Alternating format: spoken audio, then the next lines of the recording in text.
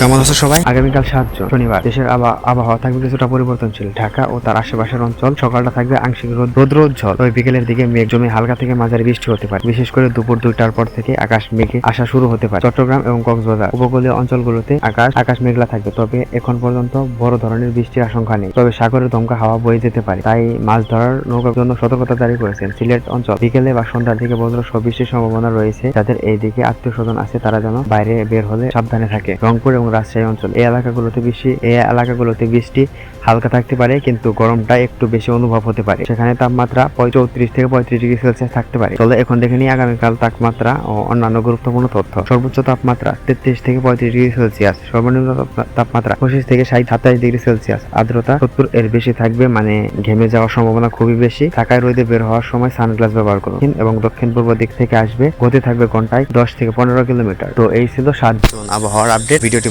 ভালো লেগে থাকলে একটি লাইক এবং করে রাখো। ধন্যবাদ, ভালো থাকবেন। ঈদ মুবারক।